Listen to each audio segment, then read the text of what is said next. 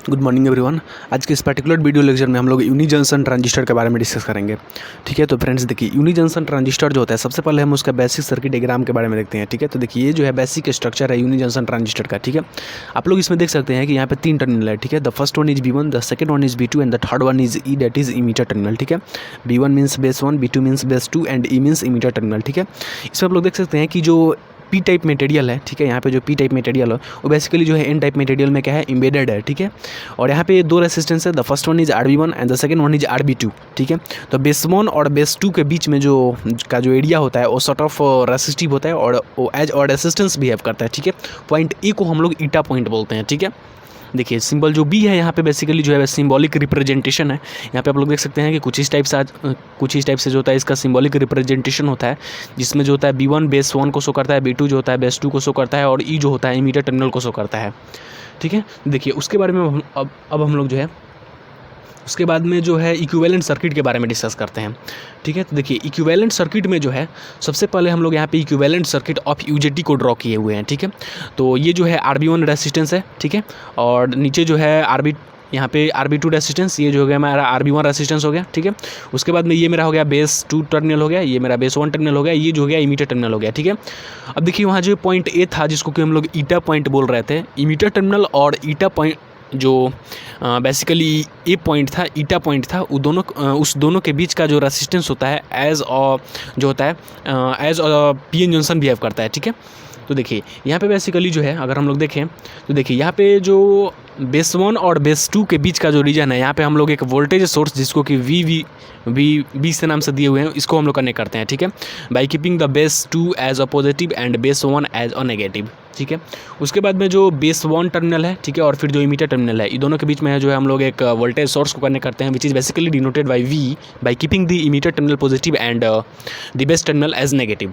ठीक है, तो देखिए अब हम लोग जो है बेसिकली जो यहाँ पे पॉइंट ए से B1 के बीच में है वोल्टेज के वैल्यू को फाइंड करने की कोशिश करेंगे। ठीक है, तो देखिए सबसे पहले अगर हम लोग वोल्टेज के वैल्यू को फाइंड करने की कोशिश करेंगे। ठीक है, तो अगर हम लोग ए से B1 के बीच में देखें तो जो वोल्टेज पॉइंट ए पे होगा वही बेसिकली पॉइंट B1 पे होगा। ठीक है, वही जो होगा वोल्टेज RB1 का होगा। ठीक है, RB1 के अक्रॉस जो वोल्टेज होगा वो भी क्या होगा, सेम होगा as that of the voltage across the terminal A and B1।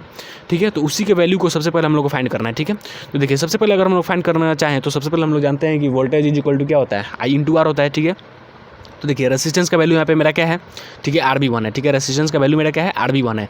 तो यहाँ से हम लोग RB1 ले लेंगे और I का वैल्यू अगर हम लोग फाइंड करना चाहें, ठीक है, अगर I का वैल्यू अगर हम लोग इस सर्किट में फाइंड करना चाहें, ठीक है, तो यहाँ पे हम लोग कौन सा यहाँ पे अगर हम लोग फॉर्मूला लगाते हैं तो I इज इक्वल टू क्या होता है, V/R। तो वोल्टेज क्या है, VBB है।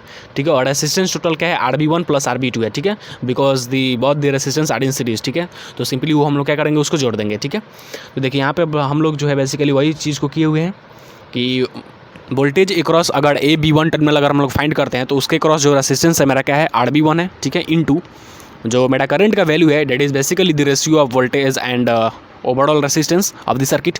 तो ओवरऑल जो वोल्टेज का वैल्यू कितना है, VBB है। ठीक है, और जो ओवरऑल रेसिस्टेंस का वैल्यू है that is the series combination of RB1 and RB2 and which equals to RB1 plus RB2। ठीक है, तो यहाँ से अगर हम लोग देखें तो VAB1 को जो है कुछ इस तरीके से भी हम लोग लिख सकते हैं। ठीक है, RB1 को हम लोग इधर लाएंगे और फिर VBB को जो है हम लोग इधर कर देंगे।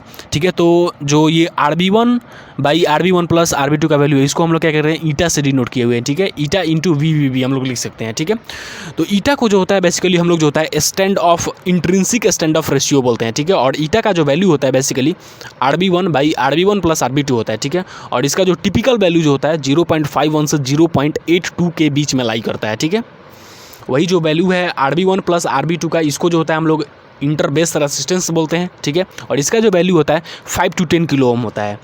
ठीक है, तो देखिए अब हम लोग जो है बेसिकली कैरेक्टरिस्टिक्स ऑफ UJT के बारे में डिस्कस करेंगे। ठीक है, देखिए जैसे कि आप लोग यहाँ पे देख सकते हैं कि ये जो है बेसिकली कैरेक्टरिस्टिक्स है UJT का। ठीक है, तो इसको समझने से पहले सबसे पहले जो है हम लोग का जो सर्किट डायग्राम था उसके बारे में समझते हैं। ठीक है, तो देखिए ये जो है बेसिकली हम लोग का सर्किट डायग्राम है। ठीक है, इक्विवेलेंट सर्किट डायग्राम है।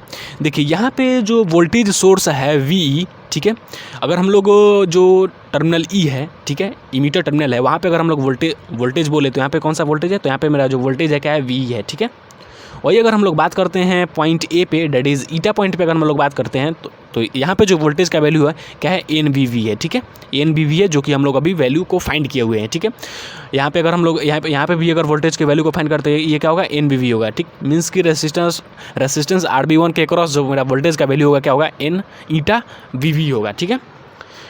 तो देखिए अब हम लोग यहाँ पे देखते हैं कि देखिए अगर जैसे ही वैल्यू है VE का, ठीक है, मीन्स इमीटर टर्मिनल के पास जो वोल्टेज है VE, अगर VE के वैल्यू को हम लोग धीरे धीरे इंक्रीज करते हैं स्टार्टिंग फ्रॉम जीरो, ठीक है, तो स्टार्टिंग फ्रॉम जीरो जैसे ही हम लोग इसको धीरे धीरे इंक्रीज करेंगे, ठीक है, तो जब VE का जो वैल्यू है, ठीक है, VE का जो वैल्यू है less than that of N eta VV, ठीक है, लेस देन ईटा VV अगर रहता है, ठीक है, तो जब तक जो मेरा VE का जो वैल्यू है, ठीक है, लेस देन N ईटा VV तक रहता है, तो उस केस में क्या होगा कि मेरा जो इस सर्किट में क्या होगा, एक नेगेटिव करंट फ्लो करेगा, मीन्स आई का जो वैल्यू होगा क्या होगा, उस केस में नेगेटिव होगा।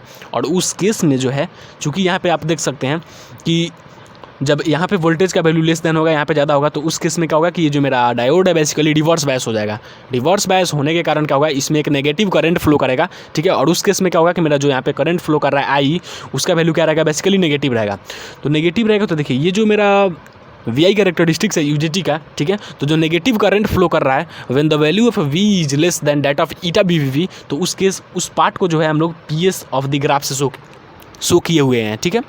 तो जो PS पार्ट है ग्राफ का, वो बेसिकली यही शो करता है कि जब वैल्यू ऑफ V जो है less than that of the eta VV होगा, तो उस केस में मेरा क्या होगा कि नेगेटिव करंट फ्लो करेगा, ठीक है, मीन्स I का जो वैल्यू होगा उस केस में मेरा क्या रहेगा, नेगेटिव होगा, ठीक है। चलिए अब जो है हम लोग फर्दर डिस्कस करते हैं, ठीक है। अब देखिए जो लेट अस सपोज कर लेते हैं कि जो वोल्टेज ड्रॉप है, जो इंटरनल वोल्टेज ड्रॉप है, उसको हम लोग क्या VD से डिनोट करते हैं, ठीक है। VD से जो मेरा इंटरनल वोल्टेज ड्रॉप है बेसिकली उसको हम लोग क्या करते हैं, VD से डिनोट करते हैं, ठीक है। तो देखिए VD से जैसे हम लोग डिनोट करेंगे, ठीक है, तो अब देखिए VD से हम लोग उसको डिनोट करते हैं, ठीक है, VD से हम लोग उसको डिनोट करते हैं। अब देखिए जैसे ही मेरा जो V का वैल्यू है, ठीक है, V का वैल्यू है जैसे ही इक्वल्स टू होता है VD प्लस NDD, ठीक है, VD प्लस ईटा VBB, ठीक है, जैसे ही इसका जो वैल्यू है, जो मेरा V का वैल्यू है जैसे ही इक्वल होता है VD, जो कि बेसिकली क्या इंटरनल वोल्टेज ड्रॉप है इस सर्किट में, ठीक है, और प्लस में वोल्टेज, ठीक है, अक्रॉस द रेसिस्टेंस RB1, जैसे ही इसके इक्वल होता है, तो उस केस में क्या होगा कि मेरा जो डायोड होगा वो क्या होगा, फॉरवर्ड बायस में हो जाएगा, ठीक है। उस केस में मेरा क्या होगा, डायोड जो होगा फॉरवर्ड बायस में हो जाएगा, और उस पार्ट को जो है हम लोग जो ग्राफ का पॉइंट B है, पिक पॉइंट इससे शो किए हुए हैं, ठीक है। इस पॉइंट पे बेसिकली क्या होगा कि जो VE का वैल्यू होगा, ठीक है, V का जो वैल्यू होगा, ठीक है, इक्वल्स टू हो जाएगा, ठीक है, ईटा VBB, ठीक है, ईटा VBB प्लस में क्या होगा, VD के इक्वल हो जाएगा, ठीक है, ईटा VBB प्लस VD के इक्वल हो जाएगा पॉइंट B पे। और पॉइंट B के कॉरस्पॉन्डिंग जो मेरा वोल्टेज का वैल्यू है, ठीक है, पॉइंट B को जो होता है हम लोग क्या बोलते हैं, पिक पॉइंट बोलते हैं, ठीक है, और इसके कॉरस्पॉन्डिंग जो मेरा वोल्टेज और करंट का वैल्यू है उसको जो होता है हम लोग बेसिकली VP और IP से यहाँ पे शो किए हुए हैं, ठीक है। VP means peak point voltage and IP means peak point current, ठीक है।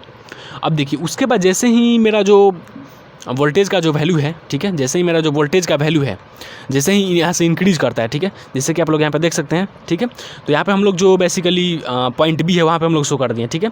उसके बाद में देखिए पॉइंट B के कॉरस्पॉन्डिंग जो मेरा बेसिकली वोल्टेज और जो पिक पॉइंट वोल्टेज था और पिक पॉइंट करंट था, ठीक है, वहाँ पे हम लोग बोल दिए, ठीक है। अब देखिए पॉइंट P पे मेरा जैसे हम लोग अभी डिस्कस किए कि उसका जो वोल्टेज का वैल्यू है, ठीक है, V is equal to N eta VBB plus VD के इक्वल है, ठीक है। तो वहाँ पे क्या होगा कि लार्ज नंबर ऑफ कैरियर्स जो होगा, ठीक है, जैसे कि यहाँ पे आप लोग यहाँ पे देख सकते हैं कि जैसे ही पॉइंट B पे जो है वैल्यू है VE का ईटा VBB प्लस VD के इक्वल होगा, तो उस केस में क्या होगा कि लार्ज नंबर ऑफ कैरियर जो होगा RB1 रेसिस्टेंस के थ्रू से फ्लो करने लगेगा, ठीक है। और जैसे ही लार्ज नंबर ऑफ कैरियर जो होगा ज़्यादा फ्लो करेगा, तो उस केस में मेरा क्या होगा, उस केस में मेरा क्या होगा कि RB1 का जो वैल्यू है, ठीक है, RB1 का जो वैल्यू होगा क्या कर जाएगा, डिक्रीज कर जाएगा, ठीक है। जैसे ही large number of carrier flow करना स्टार्ट करेगा पॉइंट B पे, तो फिर वहाँ से क्या होगा कि जो मेरा RB1 का वैल्यू है रेसिस्टेंस का, वो क्या होगा, डिक्रीज कर जाएगा, ठीक है। और जैसे ही डिक्रीज करेगा तो उस केस में क्या होगा, जैसे ही रेसिस्टेंस का वैल्यू डिक्रीज करता है तो उस केस में क्या होगा कि मेरा जो करंट का वैल्यू होगा वो हाई हो जाएगा, ठीक है, करंट का वैल्यू हाई हो जाएगा, और जो वोल्टेज का वैल्यू हो मेरा क्या हो जाएगा, लो हो जाएगा, ठीक है। जो कि यहाँ पे अगर हम लोग ग्राफ से देखें BC पार्ट से शो किया गया है, ठीक है। BC पार्ट जो है बेसिकली नेगेटिव रेसिस्टेंस को शो कर रहा है, ठीक है। जैसे देखिए यहाँ पे क्या हो रहा है बेसिकली कि जैसे ही मेरा वी पॉइंट पे जो है, पॉइंट बी पे पीक पॉइंट पे जो मेरा अगर हम लोग बात करें वी का जो वैल्यू है, वोल्टेज का वैल्यू है ईटा वी प्लस वी डी के इक्वल होता है, तो उस केस में मेरा क्या होता है कि लार्ज नंबर ऑफ जो कैरियर होता है RB1 रेसिस्टेंस के थ्रू से फ्लो करना स्टार्ट कर देता है, ठीक है।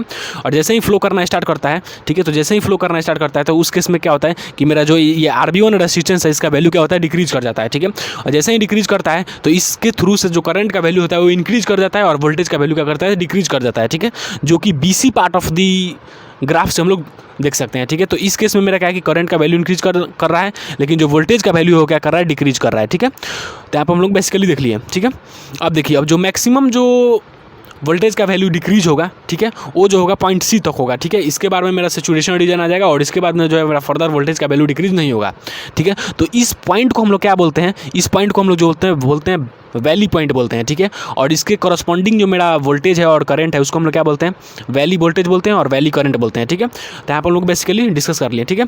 अब देखिए, जैसे ही हम लोग फर्दर जो है करंट का वैल्यू इंक्रीज करता है, तो जैसे ही फर्दर वैली पॉइंट के बाद जो है जैसे ही फर्दर करंट का वैल्यू इंक्रीज करेगा तो उसके बाद मेरा क्या होगा, करस्पॉन्डिंग जो है मेरा वोल्टेज का भी जो है वैल्यू इंक्रीज करने लगेगा, जो कि हम लोग CQ part of the graph से शो कर रहे हैं, ठीक है। तो ये जो है बेसिकली मेरा VI कैरेक्टरिस्टिक्स ऑफ UJT हो गया, ठीक है। तो आज के इस पर्टिकुलर वीडियो लेक्चर में हम लोगों ने UJT के बारे में देखा, उसका basically basic structure, symbolic representation, फिर इक्विवेलेंट सर्किट हम लोगों ने देखा, और फिर इक्विवेलेंट सर्किट से जो है हम लोग बेसिकली फाइंड आउट किए दी voltage across the terminal A B1 के बीच में, ठीक है। फिर उसके बाद में हम लोग क्या किए कि VI कैरेक्टरिस्टिक्स ऑफ UJT के बारे में डिस्कस किए, ठीक है। तो अगर हम लोग एक सॉर्ट ऑफ डिवीजन देखें, देखिए सबसे पहले हम लोगों ने यहाँ पे देखा कि ये जो है बेसिकली मेरा क्या है, बेसिक स्ट्रक्चर ऑफ UJT का बेसिक स्ट्रक्चर है, ठीक है। ये जो होता है 3 टर्मिनल होता है, इसमें बेस 1, बेस 2 एंड बेस 3 होता है, ठीक है। जैसे कि आप लोग देख सकते हैं बेस 1, बेस 2 और फिर क्या होता है कि मीटर टर्मिनल होता है, ठीक है। और इसमें जो P टाइप मटेरियल होता है वो N टाइप मटेरियल में इम्बेडेड होता है, ठीक है। और यहाँ पे 2 रेसिस्टेंस होता है, RB1 और RB2 होता है, जो कि बेस B1 और B2 के बीच में होता है, ठीक है। और अंडर नॉर्मल कंडीशन जो होता है, जो रीजन होता है बिटवीन बेस 1 एंड बेस 2 जो होता है, जो sort of resistive type behave करता है, ठीक है। इसका सिंबॉलिक रिप्रेजेंटेशन ये हो गया, ठीक है। और उसके बाद में हम लोग जो है फर्दर जो है यहाँ पे हम लोग इक्विवेलेंट सर्किट डायग्राम देखें। इक्विवेलेंट सर्किट डायग्राम से जो है बेसिकली हम लोग voltage across the terminal A B1, ठीक है, मींस A और B1 के बीच में हम लोग वोल्टेज के वैल्यू को फाइंड किए, ठीक है। उसका जो वैल्यू का उसका जो वैल्यू है बेसिकली जो है यहाँ पे है ईटा VV, ठीक है, जहाँ पे ईटा का जो वैल्यू है RB1 प्लस RB2 के इक्वल है, ठीक है। और अगर हम लोग बात करें तो ईटा का जो वैल्यू होता है, ठीक है, वो जो होता है आपका 0.51 से 0.82 के बीच में क्या होता है, लाई करता है, ठीक है। और इसको जो होता है हम लोग इंट्रिंसिक स्टैंड ऑफ रेशियो बोलते हैं, ठीक है। उसके बाद में अगर हम लोग बात करें इंटरबेस रेसिस्टेंस, जो RB1 प्लस RB2 का वैल्यू जो होता है उसको हम लोग इंटरबेस रेसिस्टेंस बोलते हैं, और उसका जो वैल्यू होता है 5 to 10 किलो ओम के बीच में बेसिकली जो होता है क्या होता है, लाई करता है, ठीक है। और उसके बाद में हम लोग जो है VI कैरेक्टरिस्टिक्स ऑफ UJT के बारे में देखें, ठीक है, जो कि बेसिकली यहाँ पे शो किया गया है, ठीक है। तो इसमें सबसे पहले क्या होता है कि जब मेरा V का जो वैल्यू होता है less than that of eta VV होता है, तो उस केस में क्या होता है कि मेरा I का वैल्यू नेगेटिव होता है, जो कि PS part of the graph से शो किया गया है। पॉइंट B पे मेरा क्या होता है कि V का जो वैल्यू है इक्वल्स टू हो जाता है ईटा VV प्लस VD के, ठीक है, जहाँ पे जो VD है मेरा क्या है, इंटरनल वोल्टेज ड्रॉप है, ठीक है। और जैसे ही पॉइंट B पे जैसे ही मेरा होता है वोल्टेज का वैल्यू इंक्रीज करता है, तो वहाँ से क्या होता है कि जो मेरा बेसिकली जैसे ही वोल्टेज का वैल्यू डिक्रीज करता है तो RB1 का रेसिस्टेंस डिक्रीज हो जाता है। RB1 का रेसिस्टेंस जैसे ही डिक्रीज होता है तो उस केस में क्या होता है कि जो मेरा करंट का वैल्यू इंक्रीज कर जाता है और वोल्टेज का वैल्यू डिक्रीज कर जाता है, जो कि बेसिकली BC पार्ट से शो किया गया है, ठीक है। और C पॉइंट के बाद C को बेसिकली जो होता है हम लोग वैली पॉइंट बोलते हैं, ठीक है। और इसके कॉरस्पॉन्डिंग जो मेरा वोल्टेज होगा उसको वैली वोल्टेज बोलेंगे, और इसके कॉरस्पॉन्डिंग जो मेरा करंट होगा जिसको हम लोग IV से डिनोट किए हुए हैं उसको हम लोग क्या बोलेंगे, वैली करंट बोलेंगे, ठीक है। उसके बाद में पॉइंट C के बाद फर्दर जैसे ही हम लोग वोल्टेज करंट के वैल्यू को इंक्रीज करते हैं, उस केस में क्या होता है कि मेरा जो कॉरस्पॉन्डिंग वोल्टेज होता है वो भी इंक्रीज करता है, जो कि बेसिकली जो है CQ part of the graph से हम लोग शो कर रहे हैं, ठीक है। तो आज की इस पर्टिकुलर वीडियो लेक्चर में इतना ही। That's all, thank you.